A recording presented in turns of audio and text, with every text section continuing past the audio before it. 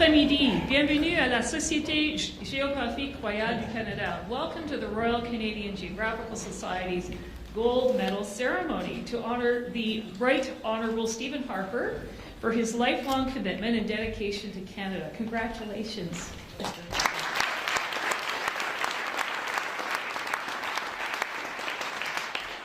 This ceremony is taking place on the occasion of the 20th anniversary of Mr. Harper's election as Prime Minister in 2006. Welcome back to Ottawa, and to you, Mrs. Harper, and your family. It's so good to have you back in Ottawa. We're really, really pleased.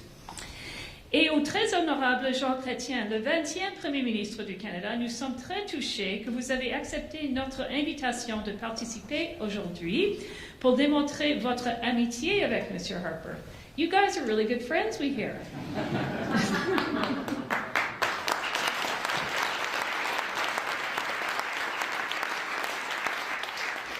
Mr. Chrétien is a fellow of the RCGS, and he received the gold medal in 2022, and so we're very, very happy that you could join us. Thank you to Elder Claudette Commanda and the National Chief of the AFN, Cindy Woodhouse, for being with us, as well as many friends from the diplomatic community, and many current and former parliamentarians. I've seen many of you today. It's so great to have so many people from the Hill. And of course, our board president, the former Lieutenant Governor of Alberta, Lois Mitchell. Wonderful to see you. Lois is going to be presenting the gold medal in just a few minutes. And of course, many of our board members are here. Before we begin, I'd like to welcome everybody to the traditional unceded territory of the Anishinaabe Algonquin people. Our headquarters are at the confluence of three rivers, a spiritual place for Indigenous peoples since time immemorial. Nous remercions les peuples autochtones d'avoir partagé avec nous leur connaissance sur l'importance des rivières Ottawa, Gatineau et Rideau, qui constituent un lieu important pour notre cérémonie et notre conversation aujourd'hui. Donc, chi miigwech. We also have the Mayor of Ottawa here. Thank you for coming.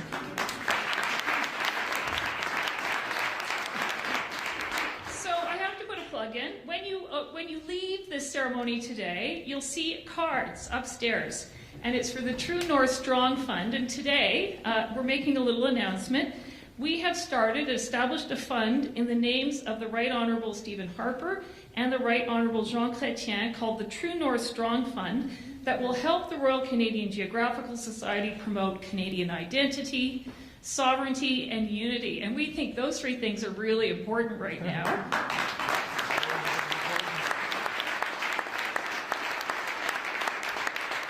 And thanks to some early donors, we've already received $30,000 for this fund. Pretty good. Thank you. So as you depart today, we will have a reception upstairs. The cards are right up at the reception desk, so we encourage you to just take that little QR code and give what you can to the RCGS. So we are living at a time when we really need to bring the best minds of this country together for the betterment of the country. So in that spirit, please rise for the singing of God Save the King and O Canada.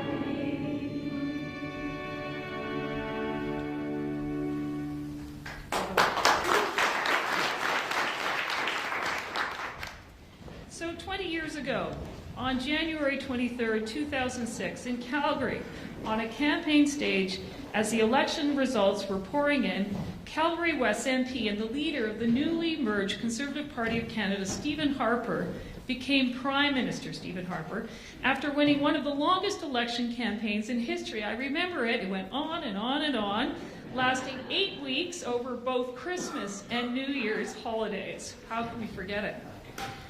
2 days later, I was standing on the Harper's driveway in Ottawa, doing a television stand-up as the Deputy Bureau Chief of CTV, when an RCMP officer waved at me and asked me if I'd like to go inside Stornoway to say hello to Mrs. Harper. The family had just gotten back from Calgary, and there were backpacks and snow boots in the hallway and running shoes in the kitchen. And as I entered the kitchen, there was Mrs. Harper. She was standing there looking, she was beaming. And I said, "Congratulations, Lorraine, you won." And you said, "I can't believe it. I never thought this was going to happen. I really can't believe this." And I said, "Well, when did it start to sink in?" And she said, "Well, this morning it really felt real." And I said, "Well, what happened?" And she said, "The telephone rang, and I thought it was the carpet cleaners. And I told the person, we don't need the carpets cleaned today." And the woman on the phone said, no, Mrs. Harper, I'm not calling from the carpet cleaners.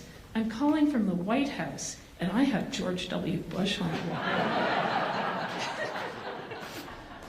So I guess that's when it really started to sink in. And of course, it was a different time in Canada and the US relationship. So thank you, Mrs. Harper, for taking on this incredible job. So I'd like to welcome the Right Honourable Stephen Harper to the stage with our board president, Lois Mitchell, to present the Royal Canadian Geographical Society's Gold Medal.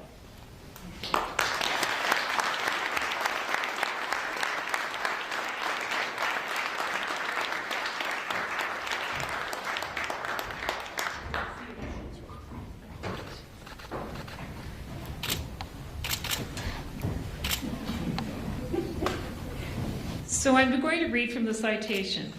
The Royal Canadian Geographical Society awards its gold medal to the Right Honourable Stephen J. Harper in recognition of his distinguished career in public service, including his tenure as the 22nd Prime Minister of Canada.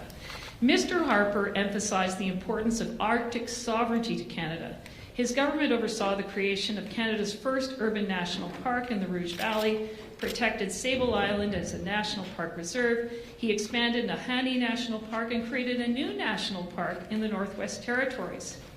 He's also credited with strengthening the Canadian economy through prudent management during the global financial crisis in 2008, and his steady work and focus helped to expand Canada's trade networks globally.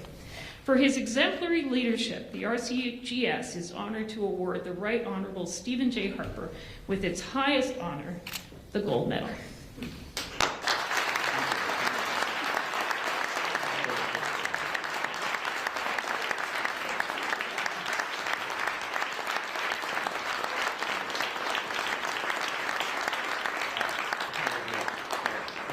I gotta look, get us looking straight ahead. Everybody wants a picture.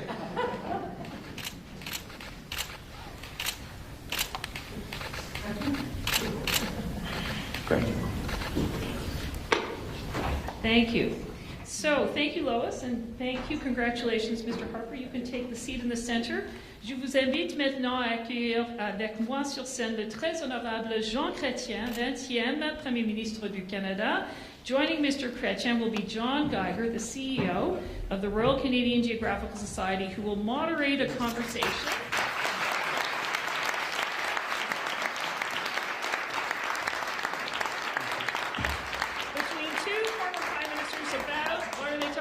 Canadian unity, identity, and how we protect a country we all love at a time of very complex geopolitics.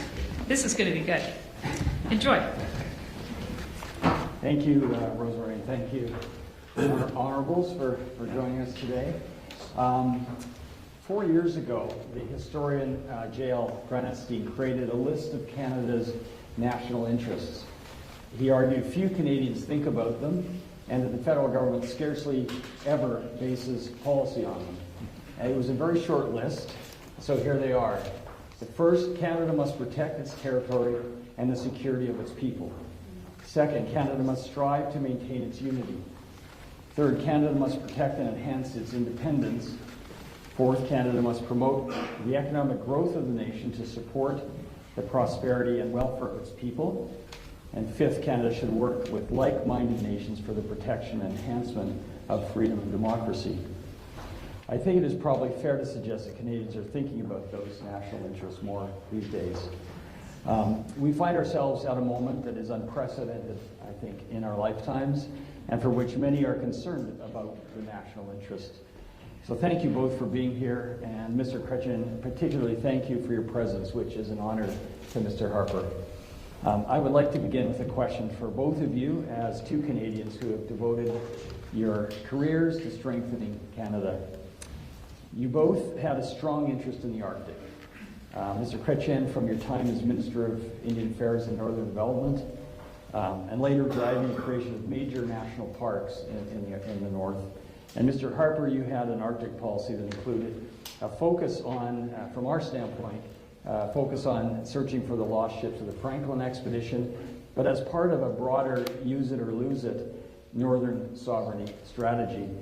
Yet when you look at our history, including recent history, I think it's fair to say Canada has failed to adequately defend its national interest in the Arctic. So why was the Arctic important to both of you? I wonder if you could just elaborate on your interest. First, I was a minister responsible for more than 6 years. Minister of Indian and Northern Affairs for more than 6 years. And I developed a great liking to go to the north. And I enjoyed very, very much. I went in all the places. And I knew about the history of the north because that land was not clearly in the hand of Canadians. And it is under the time of Louis Saint Laurent that Gordon Robertson, who was a deputy minister of my department, started to move some Eskimo from northern Quebec to Grise Fjord to clearly establish the presence of the Canadian on the Ellesmere Island. And it is quite recent that it was challenged at that time by the Danish. And the move made by Mr. Saint Laurent led me to visit Grise Fjord. And I was the first minister to go there ever. And this week I received in my office the grandson of the mayor when I visited that in 1970, what been the premier of Nunavut. So my connection with the North goes far, and I'm happy that it's clearly Canadian.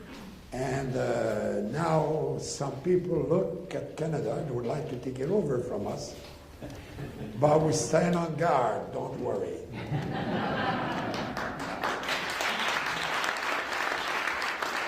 I just always had unlike Mr. Chrétien, I wasn't minister of everything at one point. But I had a long abiding interest in our history and geography, and especially our northern history. I'm always fascinated that the French and British actually fought naval battles in Hudson Bay. It's unbelievable.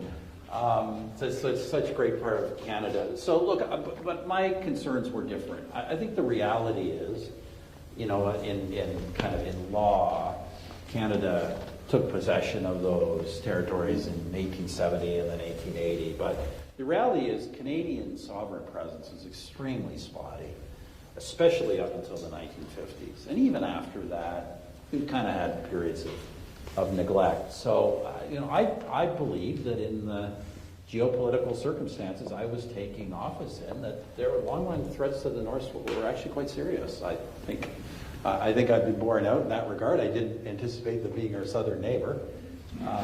But nevertheless, we have to be able, in my view, especially now, we have to be able to do surveillance and reach and ultimately defend all of our land, seas, and skies without the support of allies. And I think we're entering an era where with new technology, that's actually quite feasible for us to do. So, it's turned out to be more timely than I thought. Absolutely. I don't doubt for a minute that most Canadians have a deep loyalty to their country. You see outbursts of patriotism every now and then. Recently with the Four Nations Cup last year, just an enormous That was the outpour. best, Connor McDavid, that was the best moment of 2025.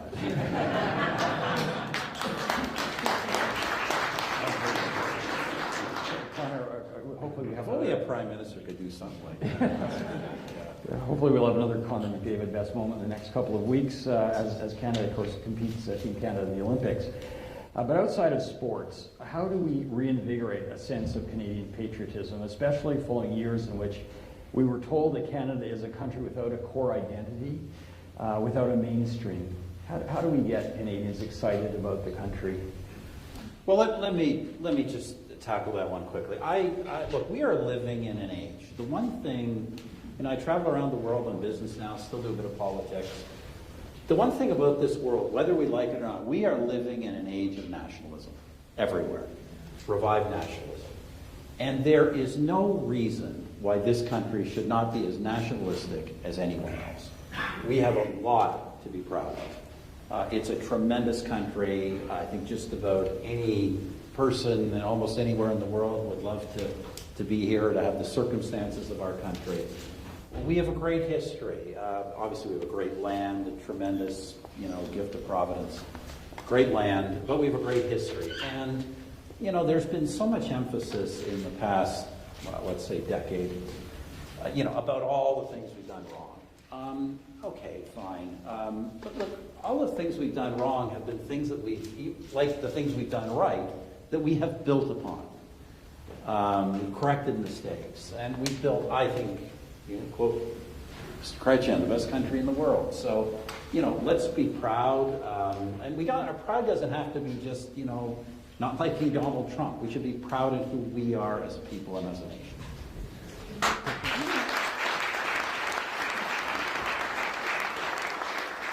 Around the world, they look at us. There was an international survey a few months ago asking the people, if you had to start your life, where would you like to go? And around the globe, Canada came first. And, it is the others who see us this way. One of the problems is we look back all the time, rather than look at the future that we can build together. Over the weekend, I wrote a book about this American who wanted to take Canada over in 1780, 76, at the time of the Revolution. Right. The guy was Benedict Arnold. No, he came. Yeah. But at that time, they wanted to take us over. Yeah. And you know what was Canada at that time? There was no Anglophone. We were a colony of England. And the Americans were afraid that they were going to use Canadians to fight them in alliance with the natives who tended to be with the Brits at that time. So, if we, the Francophone, had decided to join the American Revolution, all you guys would have been obliged to go back to England because the loyalists could come to Canada. There was no Canada at that time, but the French Canadian that controlled the land. So if we were to look at what we've built together, rather than what divides us, it is the problem. And be proud of what we can offer. When I was, you're in the geographic business apparently, so I claimed that when I was Minister of Indian and Northern Affairs, responsible for park, and when I was Prime Minister, I made more land aside for conservation and national park than the number of acres they have in France. And we did a bit of that too. We're the only country who can talk like that. And we have to be proud, We're political opponents, but we're not enemies, not today. Because he's afraid of the showman.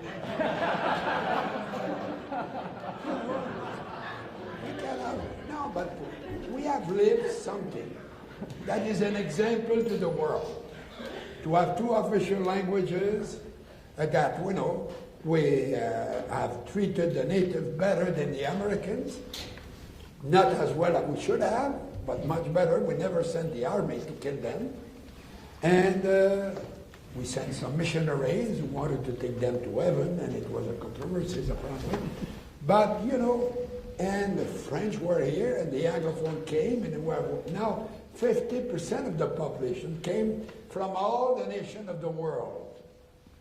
And they will never change, you know, their citizenship for anything else. And it's why everybody would give everything they have to have the privilege to come and share our so-called miseries. You know, Jean talked about the defense of Canada by French Canadians during the American Revolution. Our organization, Government of Canada, RCGS, we spent a lot of time celebrating the fact that all these different groups of Canadians, French, English, Native, came together to fight in the War of 1812, which is a great moment in history. So we've created this country, created it through joint action, through joint defense, through joint economic building. But I would say that if I can, I got to get a dig in here. I would just say that the American Revolution and the War of 1812 are probably better examples of Canadian unity than the Plains of Abraham. So.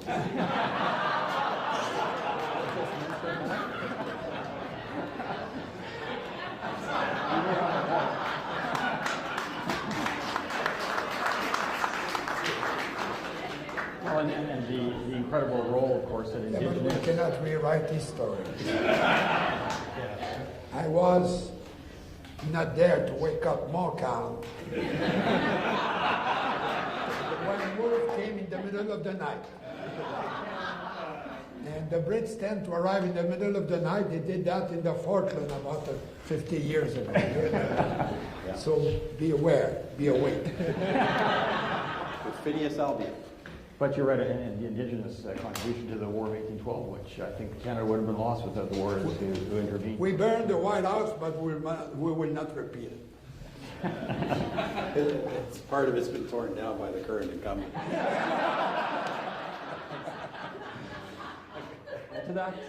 Riffing off that, Mr. Harper, the last time you were on our stage, you said that Canadian sovereignty must be preserved at any cost, and that the country must be prepared to make any sacrifice necessary to ensure we remain an independent country.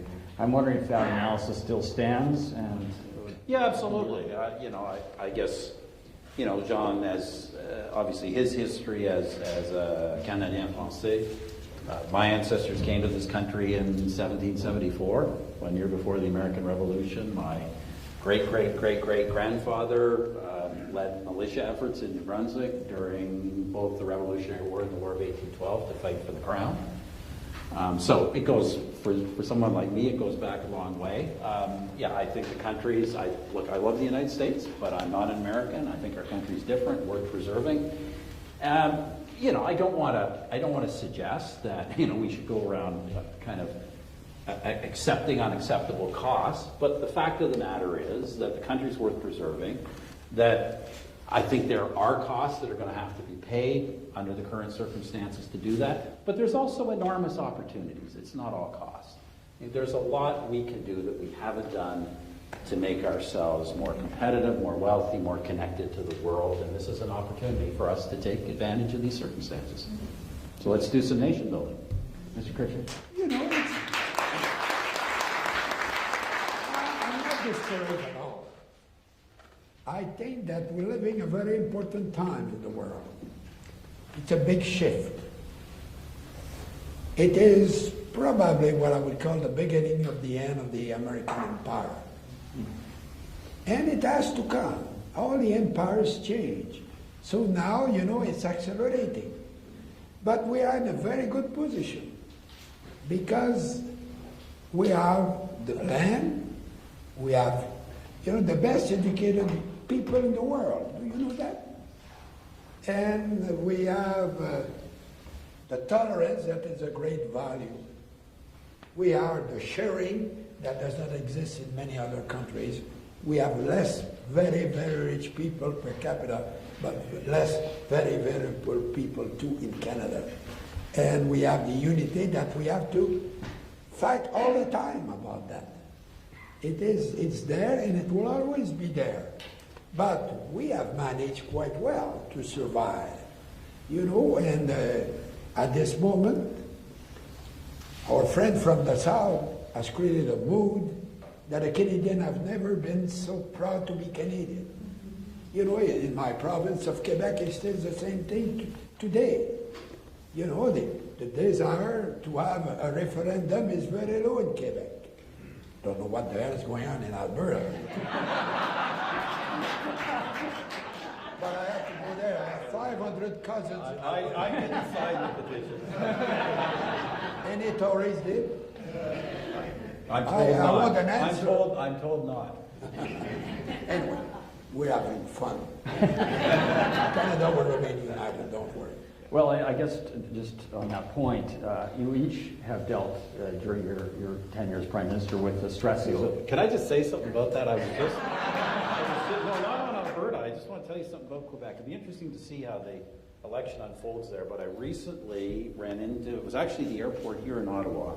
I won't name the name, but I ran into somebody who is a very, very prominent long-term separatist. And he was saying to me, we were chatting, what do you think, this is several months ago, Harper, about what Prime Minister, what President Trump's doing. And we chatted for a moment, and I ended by saying, I say, this is the reason why we have to stick together. And he lowered his voice and said to me, I think you're right. Well, and yet, You're right. at this very moment, We are right.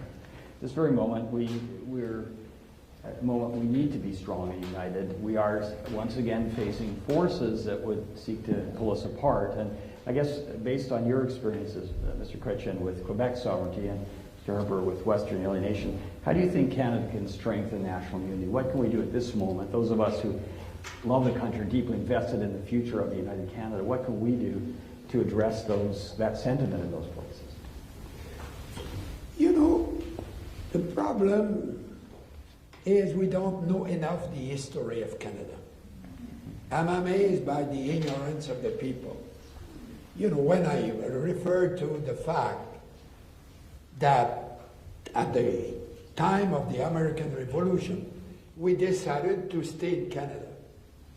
Why?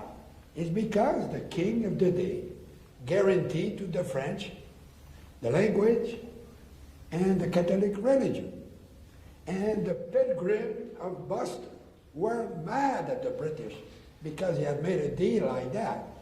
And they wanted to take over Canada. And I was reading a book this weekend, written by Madame Dohan. She's a journalist from Ottawa. It's called He Failed to Conquer. It's a great book about that period of time. And, we don't know that. That it is because of that we still speak French. And they say that we're miserable. My colleague said that.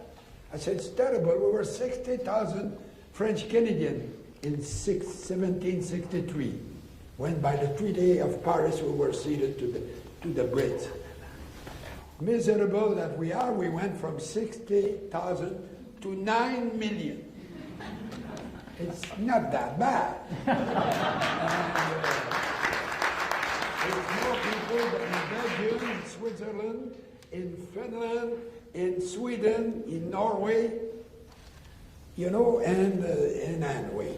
Yeah, Canada is the second largest native francophone country in the world. And Montréal, la deuxième plus grande ville française dans le monde entier. C'est vrai, c'est vrai. So, Shawinigan, une ville unilingue, d'où je viens. Never been to Shawinigan. It's one of the You're missing something. We have a beautiful museum there. The Chrétien Museum. Called Canada in the World. And that they talk about my career. They put my gifts are all displayed there. And there is a great section called Madame Aline. And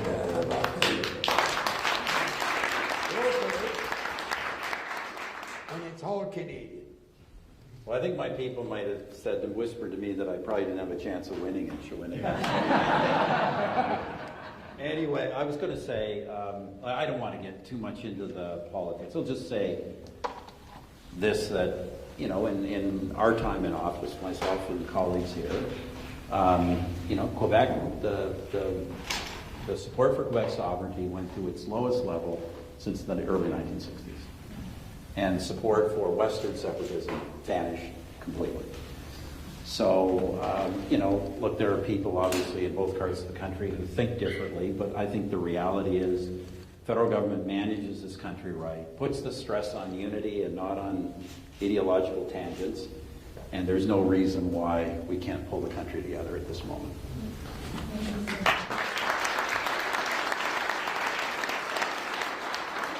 So the two of you clearly like and respect one another. I know you've got a bit of a roadshow you've embarked upon from time to time, and despite the fact that you represent very different social and political movements, what advice do you have for the current generation of political figures to enable them to disagree with one another without stoking polarization in the country?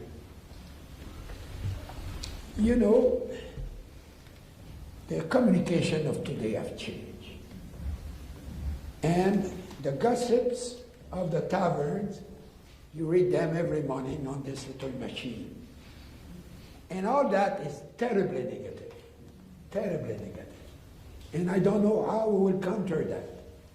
Because you have an article, and only the people who are negative. Very rarely you can read something under an article that refer to what is positive in the article.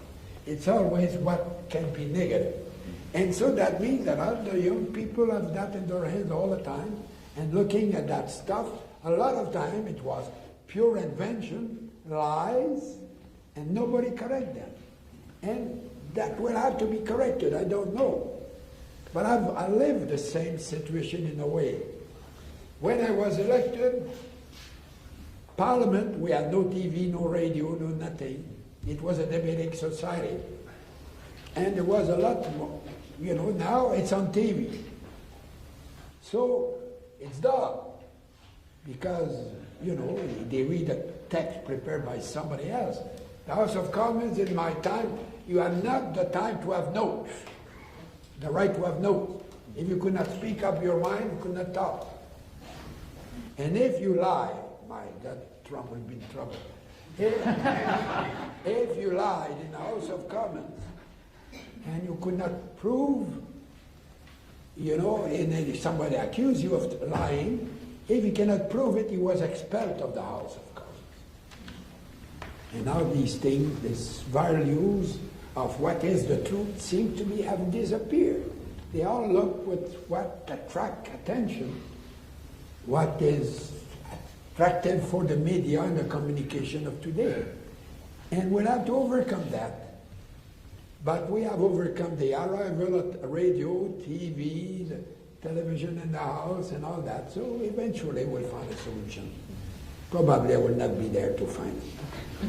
Yeah, look, I do think this is part of the challenge. We're entering a different age of communications, social media age. You know, we've gone through, I tell, you know, 175 years ago, or however long it was, 150 years ago, when Sir John A. Macdonald was going across the country, he was stumping. Like, he originally not even a train, a horse and buggy, went from town to town, got in a park, got a stump or a gazebo, and that's how he built a political campaign and built a political machine. And then we had the radio age, and we had the TV age, and we had the 24-hour news cycle, which happened in your time, and then social media was just really getting a whole momentum just near the end of my time. And it's changed everything, because it's a whole new mode of communications, and you know, it's a new challenge for a new generation to master that. And I agree. I think there's advantages, there's disadvantages. Look, I just think that somehow, you know, the next generation has to be able to combine mastery of the new modes of communication with the kind of mature lessons of political leadership. And, you know, I'd say one of those is, doesn't matter whether you're in government or opposition, you always need to be asking yourself, if it's a policy, or in the case of opposition, if it's a statement, not just is it popular today, but how's it going to look for you in a month or a year or in 5 years' time? You can't be drawn into the moment of the X tweet. You've got to think longer term, and there are times, and you got to pick your battles, right? Whether you're government or opposition, there are times like now where you have to decide we're not going to fight about that. We'll fight about something. You always need to be fighting about something because the public needs to be given choices. But on big things like Canadian sovereignty, you need to work together. And there's times where the opposition needs to support the government, and the opposition needs to know that if it does that, the government is not going to exploit that to disadvantage the opposition. So there are times where you've got to use better judgment. No, I guess you voted for the Clarity Act, don't you? I did. I not only did, I put the You first talked to draft. me about it. I put the first draft of it in Parliament. I voted for it. Show a bit of humility.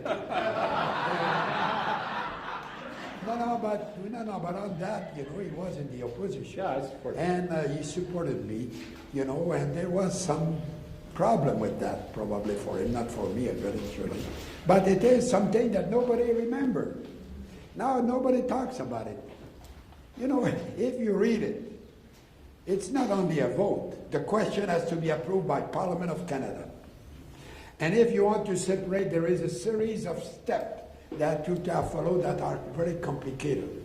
So don't think that because one night there will be a vote, there will be a vote to go. There's a lot of steps that have to be followed before this thing happens.